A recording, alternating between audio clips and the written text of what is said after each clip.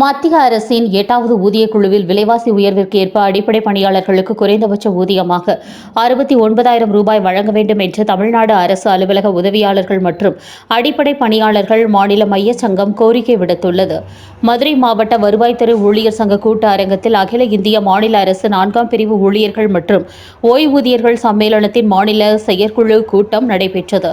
அகில இந்திய தலைவர் முனைவர் கணேசன் தலைமையில் நடைபெற்ற இக்கூட்டத்தில் மாநில மற்றும் மாவட்ட நிர்வாகிகள் பலரும் கலந்து கொண்டனர்.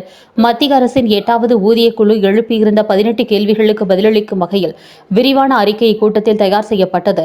அதில் மிக முக்கியமாக தற்போதைய கடும் விலைவாசி உயர்வை சமாளிக்க அடிப்படை பணியாளர்களுக்கான குறைந்தபட்ச ஊதியம் 69,000 ரூபாயாக நிர்ணயிக்கப்பட வேண்டும், அரசு துறைகளில் தனியார் மயமாக்கும் முறையை உடனடியாக கைவிட வேண்டும், பழைய ஓய்வூதிய திட்டத்தை அமல்படுத்துவது உள்ளிட்ட 11 அம்ச கோரிக்கைகள் முன்வைக்கப்பட்டன.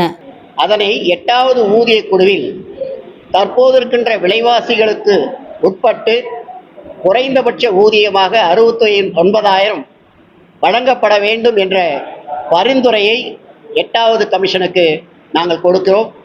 மிக முக்கியமாக இந்த தனியார் மயம் என்பதை எல்லா துறையிலும் கொண்டு வரப்படலாமா என்ற மத்திய அரசு கேள்விக்கு தனியார் மயத்தை முக்கியமாக அறவே ஒழித்திட வேண்டும். அப்பொழுது வளர்ச்சி மக்களுக்கு பயன்பெறும் வகையிலே இருக்கும் என்பதை சுட்டிக்காட்டி இருக்கிறோம்.